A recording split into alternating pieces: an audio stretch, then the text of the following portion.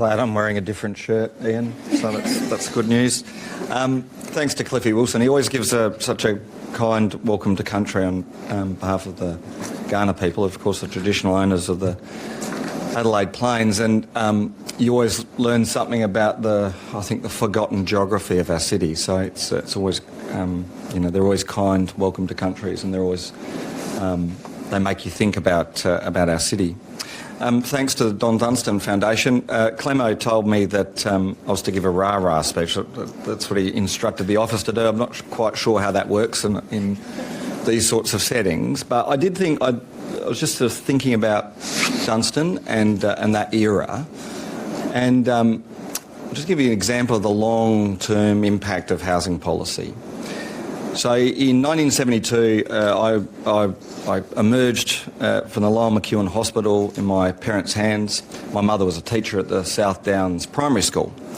And 2 years later, Whitlam and Dunstan bought land just north of Elizabeth, massive amounts of land.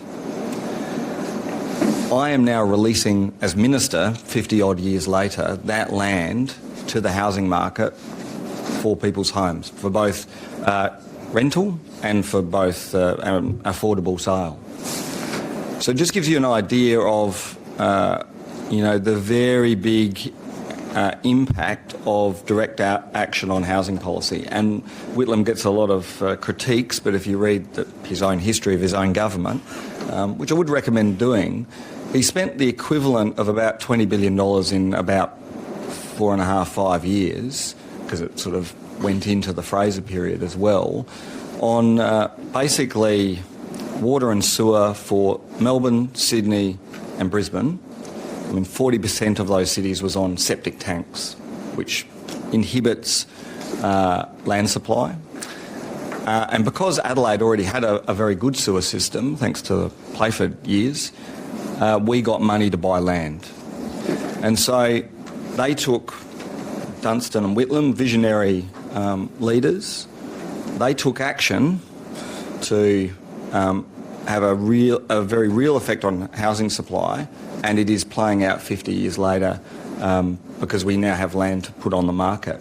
And when I worked in the Labor Party's head office, I was given the job of preserving some of the old archives that survived the fire that had been in ALP in Trades Hall, and amongst them was a whole lot of ads from the Dunstan era. And there was an ad with Dunstan sitting up on the foothills, looking out at the Adelaide Plains, pledging to release more land to keep house prices low. So I think it's good that we meet here today. Everybody understands there's a housing crisis. You all understand the statistics. We all understand how we got here.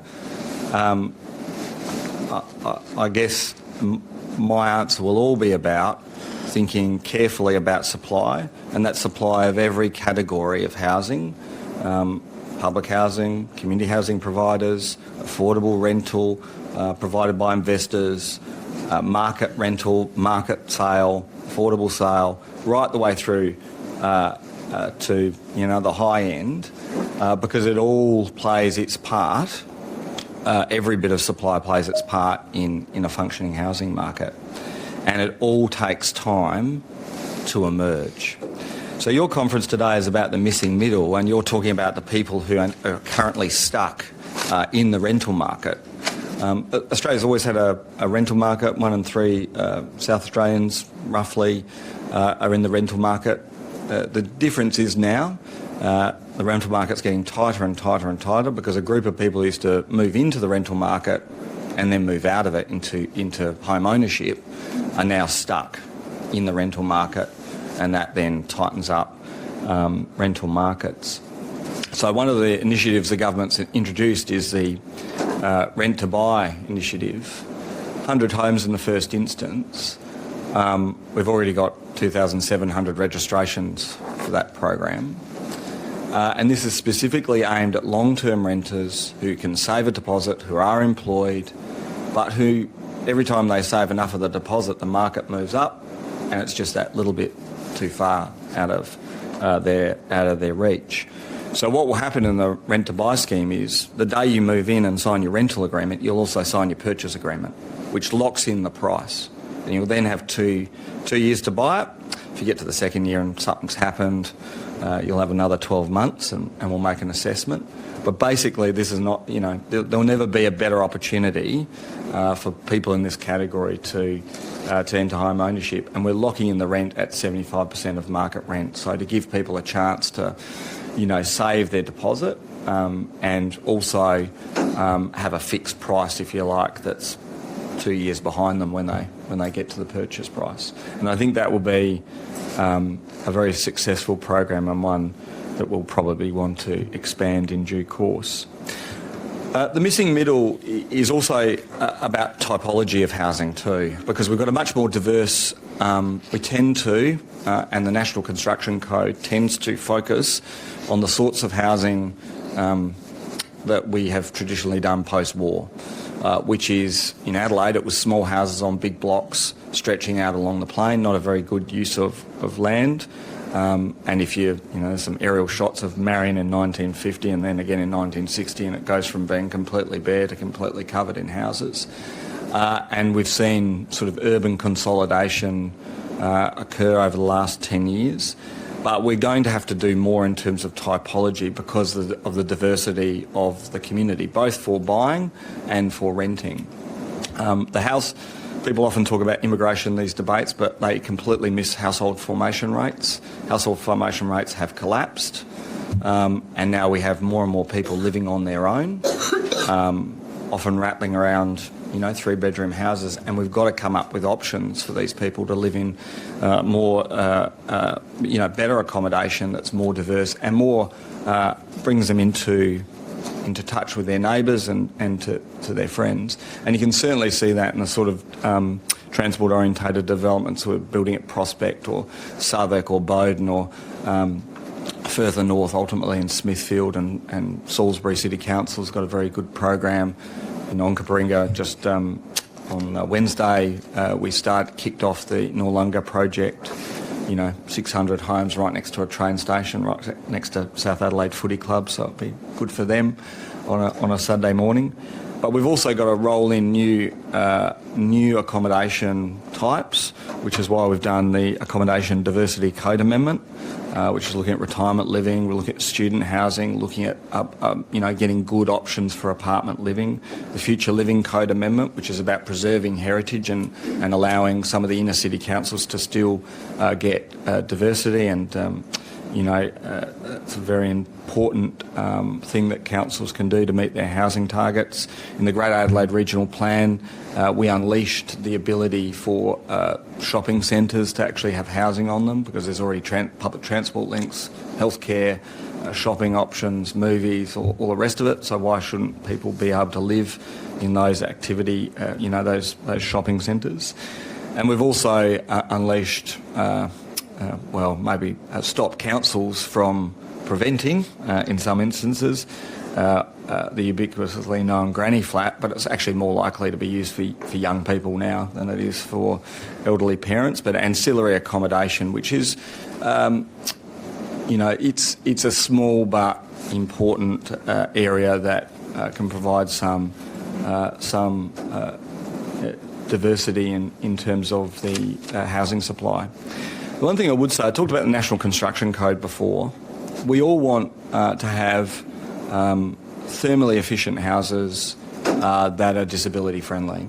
And the reforms that the government undertook instituted 7 stars and instituted disability housings. We had to put in some important exemptions, which are about sort of 15 to 20% of the new housing supply that's built every year to preserve affordability in those instances.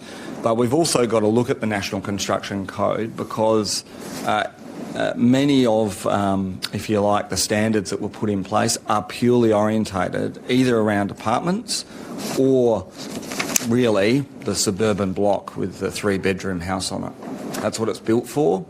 And all of the fire regulations and, all the other regulations that are littered within it prevent a lot of the missing middle, which are not so much townhouses, that's got through, but I've had the Housing Trust do a bit of work where 4 townhouses can become 6 homes in a manor house style configuration, and we just fit in to the NCC guidelines. Just have to tweak them a bit.